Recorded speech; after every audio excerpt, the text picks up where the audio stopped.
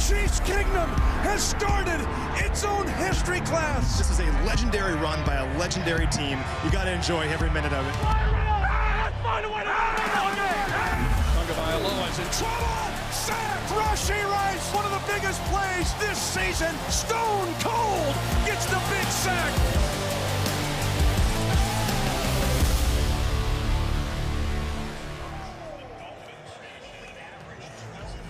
This rivalry began way back in 1960, and since then, it's grown into one of the best rivalries in all of sports. From the win in the 1969 AFL Championship game that sent us to Super Bowl IV to some unforgettable showdowns in recent years, there's just nothing quite like Raider Week. We are 2 hours from kickoff. You've waited all week for this very moment. It's finally here. It is time for football in Chiefs Kingdom. Let's do this. My name is Matt McMullen, joined by the voice of the Chiefs, Mitch Holthus. This is Field Pass, presented by StorageMart. Mitch, been a crazy couple of days. It's Raider Week. We're 6-0, and no big deal. We traded for DeAndre Hopkins. Yeah, wasn't too busy this week at work at all. Not much happened here. Honestly, the signing or the trade for D-Hop put some energy into the locker room. Not like there was lacking energy. It just took it up another level. Everybody's excited to have D-Hop here. Nobody's more excited than Hopkins himself. He's really fired up to be a Chief. I talked to him privately this week, and he said, I'm feeling the vibe already, and he's only been here a day and a half. Well, last night I was getting ready for the game, doing my final game prep, and I remembered, wait, we got DeAndre Hopkins now.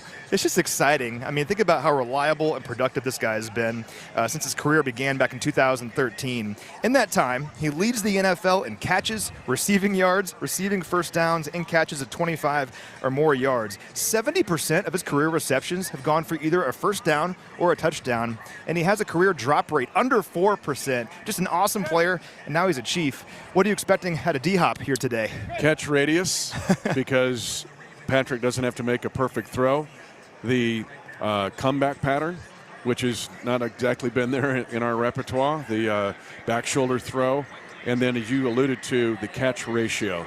When you look at his targets to his catches ratio since he came into the league back in 2013, it has been one of the best in NFL history. Put all that into this offense with Patrick Mahomes. I think he makes us so much better on third down, makes us so much better in the red zone. And for more on how he's going to help this offense, I caught up with Trevor Sikkema from Pro Football Focus earlier this week.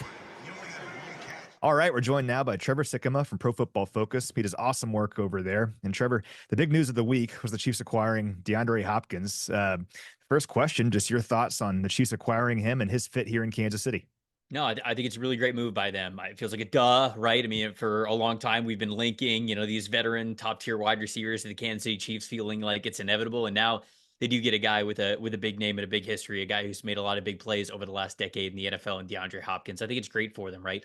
I think especially when you look at this group, they do have a lot of speed. They have some players that are some more speed-type players with Hardman and obviously, Xavier Worthy as well. But it feels as though that contested catch element isn't there for this team the way that it has been in the past. I think that Travis Kelce is certainly still a viable receiving option. I know people it feels like sometimes ready to usher him into retirement already. He's not going away quite yet. He's still very valuable for this football team, but a dominant contested catch type of receiver is something that they could have really used. And there are few better than what DeAndre Hopkins has been over the last 10 years. Now, of course, when you look at his statistics and his PFF grades, I mean, they're towards the lower tier of his career. He is obviously getting a little bit older, but when you talk about wide receivers getting a little bit older, you say to yourself, all right, well, what's something that they lose in their game? What does Father Time take away from you? Well, ultimately, it's sometimes that athleticism. And that just means that normally when these wide receivers get older, they have to get better at those contested catch situations. Well, that's already what DeAndre Hopkins is really dang good at. So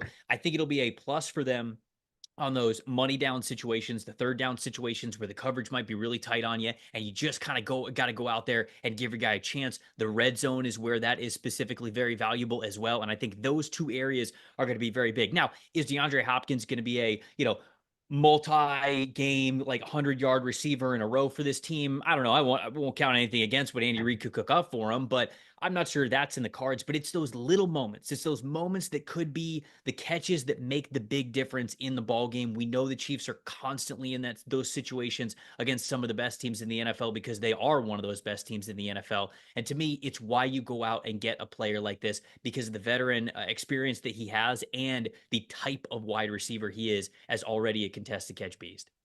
Yeah, I'm with you. I don't think he has to be the 100 yards a game guy. He can just go out there and be a part of this offense. And I think last week against the 49ers, we kind of saw what it could be when they finish in the red zone. They were 4 for 5 in the red zone last week after kind of struggling in that area earlier in the season.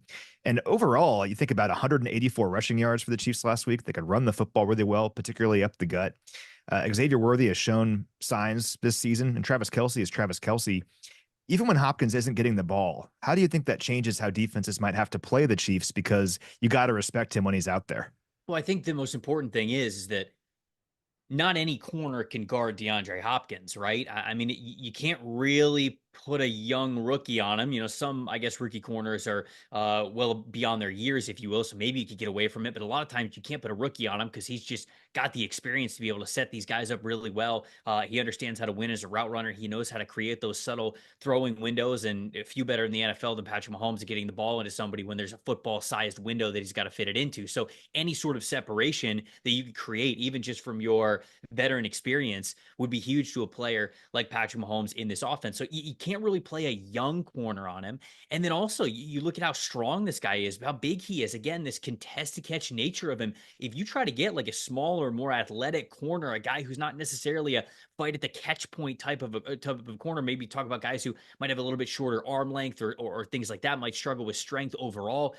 That's also a tough assignment. So to me, the presence of DeAndre Hopkins, it's less so in the statistical column, and it's more so the mental chess game that you play with defensive coordinators that you're going to go up against, because that defensive coordinator knows, okay, Hopkins might not be the receiver who's going to burn me for 150 yards like he has been in years past in his prime, but I can't just put anybody out there on him. He's also not at that point of his career. So to me, that is the emphasis of DeAndre Hopkins, even beyond kind of like what you said, continuing to be successful in the red zone, which obviously teams would love to do. It's that chess piece part of this that Andy Reid and Matt Nagy are going to be able to utilize with how you are aligning him on the offense and how you're sort of taking away what, you might be able to, I'm just thinking in my head, like you might be able to have a situation where the other team is going to match you up with a certain corner. So you might be able to isolate DeAndre Hopkins to one side of the field and have a trips or a 3-by-1, however you want to align it on the other side. And you go, okay, well now we like that matchup because now the corner that we didn't want to be over by the trips is over on DeAndre Hopkins because he sort of has to be. So it's those little things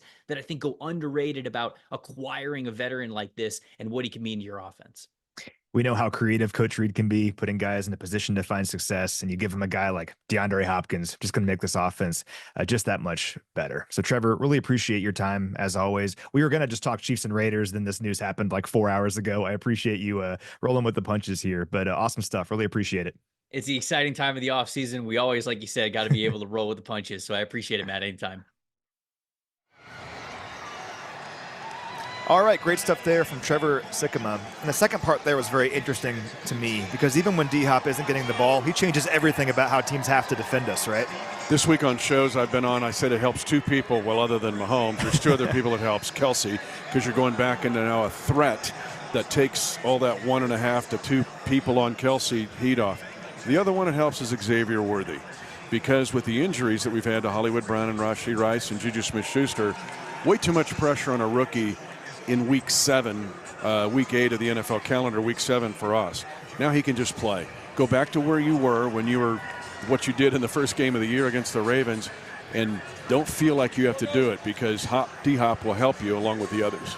I mentioned how Hopkins makes us better in the red zone. The Chiefs were very good in the red zone, even without D-Hop last week. They were 4 for 5 in terms of touchdown efficiency, and that was a good thing because we had struggled in that area really all year before last week's game. Prior to Sunday, we were scoring touchdowns in the red zone at only a 39% clip, near the very bottom of the league. Now, what's interesting is when we weren't turning the ball over and when we weren't finishing in the red zone, the offense otherwise was moving the football pretty well. And there's a stat out there called successful plays, and it's pretty complicated, but it boils down to this. Are you gaining productive yardage? And the Chiefs actually lead the NFL in this category at 57%. So if you combine that red zone efficiency with what we saw last week, good things happen. Yeah, the lack of 3 and outs is also an echo stat to that, where this team has moved the ball. But to get 4 touchdowns and 5 trips in the red zone, I talked with Coach Reid about it both publicly and privately. It is a point of emphasis. But 4 runs, 4 short runs, doesn't matter. And that end around on that jet sweep to McColl just attacks the edge. So however you get in. But, I mean, we were sitting at 29th in the league. Now we're 25th, but still. It's going up. That and the takeaways. That and the takeaways were the two big things to come out of that game last week in that victory over the 49ers. How about that final drive, too? 12 runs, 2 passes on third down to move the chains. You love that? Some old school football. Well, that's where you win football. Sorry. I mean, that's a 4-minute offense. Sometimes you go down and Pat goes 8 for 8 in the Super Bowl on this very field and you win a Super Bowl, but sometimes you just take the will out from the other team. And the fact that the Chiefs can do that now by design and by structure and by their personnel is a very good thing. And it's no surprise when you finish in the red zone, you score 28 points. That was a season high. Hopefully we do that here again in this one against the Raiders. And we're facing a Raiders defense that's interesting. So they ranked 29th in scoring this year. That's not very good, but it's a bit more nuanced than that. So these guys have been on the field a lot, 81 times this year, 4th most of any team. And they have the worst starting field position for any defense in the NFL. Opponents are starting at the 35-yard line on average. But despite those circumstances, they've been very good on third down. This is the number 2 third down defense in the NFL. The best third down defense the Raiders have had since 2001. Wow. So that goes back. Remember, they were in the Super Bowl in 2002 with Rich Gannon. They got destroyed by the Buccaneers. But it takes you back to when these guys were relevant. That's how good this third down defense has been for the Raiders. The other thing that catches your eye, Matt, we're talking about red zone offense. They're tied for 11th in the league. They've only had 17 chances, but still, they've been pretty good in the red zone for a team that's 2-5. Well, and thinking about third down again, one of the main reasons they're so good on third down is Max Crosby. We know all about this guy, one of the best pass rushers in the NFL. How do we contain Crosby's impact today? Well, where he's really a menace is where he lines up in that wide 9. Yeah. And so for Wanye Morris or Jawan Taylor, you almost cannot see him. What that does then is you have to open up your body, and that exposes your inside shoulder. So the wide 9 is a real problem. Your technique has to be sound. Your footwork has to be impeccable. Where do I have my hips? Where are my first? I mean, it's really, really a challenge for these tackles. But I found an interesting stat, though, with Crosby. Right now, he's only got 21.5 combined quarterback hits and hurries. That's the worst of his career. Interesting. Now, I do think if you go back, 4 sacks on us in that Christmas Day game. In fact, I'll scoop the radio here a little bit. I talk about steering wheel pounders. I bring up our 2021 defending You're the at the kingdom. stoplight. You're just like, oh. And that was the Christmas Day game. I couldn't even leave the stadium. I'm going, what just happened here? They didn't complete a pass for 3 quarters, and we lost the game. But it was Malcolm Kuntz who was as much of a menace as Crosby. He's now out on IR. But they sacked us 4 times, scored twice in 9 seconds. But today they can wreck the party. They have capable defenders led by Max Crosby. I liked our game plan, though, against Nick Bosa last week. Run the ball right at him, right? Misdirection, screens, things like that. Could work again against Crosby, I think. You know, Matt Nagy told me this week, in that game, they had we're going back to Christmas Day, there was all this volume. You know, we have 800 plays in this offense. But after that game, not only did the offensive line said it's on us, they condensed things. They reduced. And sometimes you can expand by reducing, or reduce and then expand. So I think in this instance, and particularly with D-Hop, there's a little bit of addition by subtraction and reducing the package and making it even more effective. So I look for that. It changed the season last year after that Christmas Day loss, and I look for it to be effective today. Now, I mentioned the average starting field position for the Raiders defense this year, worst in the NFL. Well, that's due in large part to the play of their offense, which has turned the ball over a league most 16 times. They have a minus 13 turnover differential. That's worst in the NFL. And opponents have scored 59 points off those giveaways, most in the NFL. Sets up nicely for a Chiefs defense that forced 3 giveaways last week. The other thing is they only have 3 takeaways. Very different than the way they ended the season last year. Remember, they were kind of a hot story, not only beating us, but they finished strong with Antonio Pierce, but they took the ball away. They're not doing it this year. But yes, for this defense of the Chiefs, because we're still sitting at minus 3, right? Be nice to get that to even level. But sometimes you get that, you kind of smell the blood in the water for takeaways. To get those 3 picks last week against Purdy, I thought were huge. And 2 of them by rookies who will be counted on today with the injury, of course, to Jalen Watson. And we can't take these guys lightly. Look at back in week 2. So they drew even in the turnover margin with the Baltimore Ravens and beat the Ravens in Baltimore behind a great game by Gardner Minshew. What stands out to you about Minshew? Well, first of all, he put a 30 burger on him. Yeah, in Baltimore. Baltimore. And Minshew was a Pro Bowler last year. He was a Pro Bowl alternate that played in the game. He had an excellent year last year for Indianapolis. But the game that will get your attention, Spags brought it up, but he saw it on my sheet that I have. His debut was against the Chiefs back in 2019 for the Jacksonville Jaguars. We actually hurt Nick Foles. Nick was hurt and had to leave the game. Minshew comes in and goes 22 of 25 and throws 2 touchdown passes. And that's when Spags was like, who is this guy? The mustachioed one from Washington State and East Mississippi Junior College. If he gets hot, and he can get hot, Matt, you've got to beware, because you got to attack Minshew and make his day miserable. If he has the upper hand, he's good enough to win this game. And he has a big-time weapon on offense, and rookie tight end Brock Bowers. What a season he is having. He has 47 catches this year, second most of any player in the NFL. And his 466 receiving yards are the second most through 7 games for any tight end in NFL history to begin their career. Got to slow down Brock Bowers here in this one. Historical. We saw him at Georgia. I remember on draft day, we did our draft analysis. We knew we're not going to get him because he's going to go way up. We wish, yeah. But this guy's going to be tough to face over the years. This is a future, if he stays healthy, future Pro Football Hall of Famer. When you get the attention of those 47 catches, best through 7 games in NFL history, we talked about it on the podcast. But the yards is second best in NFL history in his first 7 games. Only Keith Jackson of the Eagles back in 1988 had more in his first 7 games than Brock Bowers. He's an issue. And the key, not only pressuring Gardner Minshew in this game, is to somehow keep Bowers locked down, because he's a younger version of Travis Kelce. Now, from one Georgia Bulldog to another, how about McCole Hardman last week? He was awesome, helped us win that game. We had a chance to catch up with McCole on our podcast earlier this week. He's part of some of the biggest plays in Kansas City Chiefs franchise history.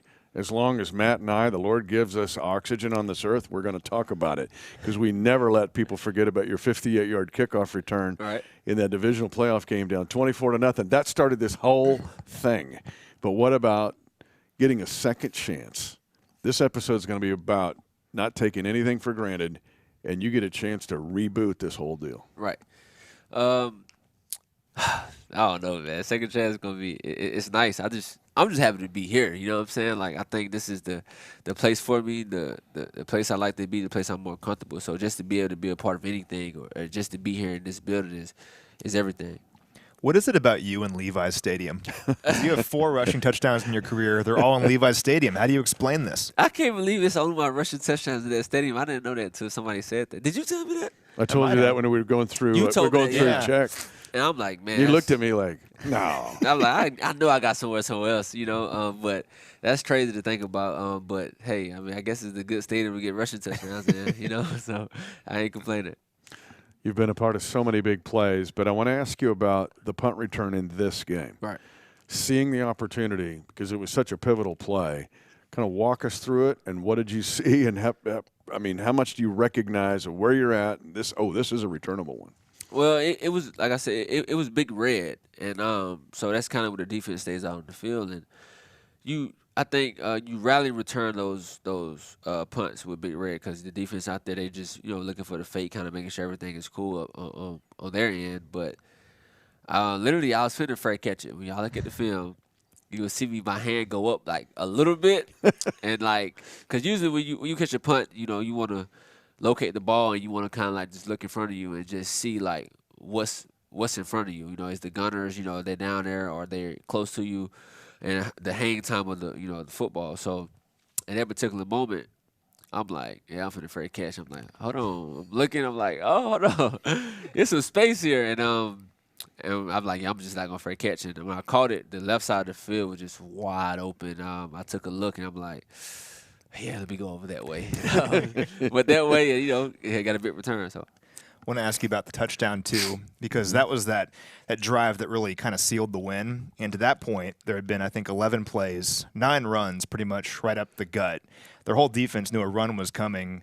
You as a playmaker going around the edge, how excited are you knowing, like, I'm going to have a lot of space? Because you were, like, untouched, I think. Right, yeah. When I got around the edge, I'm like, ain't nobody over here. Nobody. Nobody's over here. I'm like, just get to the pylon. Pat said before the huddle, like, he was like, What did you say? He was like, here we go. He said, 17, hold on to the ball. Don't go out of bounds. I'm like, bet. Gotcha. So just score. I'm like, cool. And so when I was running, Moody was like overplaying a little bit. I'm like, man, I'm just gonna cut back and just hopefully I can get in there. And finally, me and the other guy collided, and then Jody kind of gave us the extra push to get in there. So Love it. But whether it's a flip pass or a jet sweep, you are a menace on these plays. The coordination with Pat is so good. What about, because it's flawless. Right. Like the defense didn't have a chance to react. It's like ding, ding, you're gone. I'm trying to call it. How much of that is you being around Pat? How much of that is you being a quarterback? Because you were an awesome quarterback in high school. How much of all that's come into play in these jet sweeps? I think just Pat got a good feel for those jet sweeps and even the pop passes. I think he got a good feel for my speed and how I'm approaching the mesh point or the toss point. We've been doing it since my rookie year, so it's a good feel there, and he knows kind of like what. How I'm approaching and my speed gaining on that, because you don't want to go too fast. You kind of want to have a good speed, so that when you get the ball, you can kind of like bubble, or you can get around the defensive end, so you can have that room on the outside. So I think we got a real good feel of the speed at the mesh point. Xavier's pretty good at those too. And you guys have sort of a similar skill set. How have you taken him under your wing here? You're a veteran now, which is hard to believe. I know, right? Man, X's a great player, man. He's fast. He got all the tools to be a good receiver or a great receiver in this league. So just the things that I learned when I first got here, with the guys that was here, and just taking what I learned, and teaching him, and I think he's doing a good job of, listening and learning. He want to learn. He want to be great. So just not trying to overwhelm him too much. Just give him, little tips here and there as we go, and you can see it, apply as the games go. This theme, again, is not taking it for granted. And I'm just going to say Raider Week, and not taking this game for granted, especially this is the last team that beat us. Right. So your preparation, team's preparation for this specific week. Overall, you take it, you approach it as another week, but it's the Raiders, man. It's one of those rivalry games that you look forward to. It's the game you circle on your calendar, and it's a team that, they want to beat us. They want to come out here and give us their best shot. But I think it's just up to us to go execute the game plan. But it's Raiders week, bro. you gotta know it's gonna be a tough game. It's gonna be one of those tough, grimy games that you're gonna go out there. You gotta dig. You're gonna fight for a win. So. Got a team to prepare for, game to play. I know all that. But for a split second, when you're on that field again, you're going to go back to that spot in the end zone and go, that's pretty cool. Yeah, I got to go over there and see what it looked like over there and see if it still got that aura around it, But it's going to be fun playing that stadium again, man. It's a great stadium. They got one of the nice stadiums in the NFL. And so it's going to be fun to go up there and try to put on a show. All right, great stuff there from McCole Hardman. We're only, 10 yards away from where he caught that touchdown. I was looking at it earlier. We were just talking about it off camera. Just the vibes being in this building. 8 months ago, won the whole thing. It's pretty cool. It's like my soul, like light bulbs were going off in my soul, because it was just, I went back in the locker room and I just saw these places and experienced it. But I'm really happy for McCole Hardman. Remember, he was, I just standing there watching him on kickoff return for the Jets. It's like, weird. This doesn't work. We mentioned it, during that interview. But then to see him become one of the greatest heroes, one of the greatest moments in NFL history, but also in Chiefs lore, it's just a testimony to, one, the culture that exists here that D-Hop already talked about, that Kareem Hunt talked about, but also the second chance for McCole not giving up. It's just an awesome story that you and I get the chance to tell it. Very happy for that guy. Hopefully another touchdown here today. How about that? We just got the inactives for today's game, so no surprises on the Chiefs' end. Juju Smith-Schuster not going to play with a hamstring injury. Tried playing through it last week, just couldn't go. No Juju here today.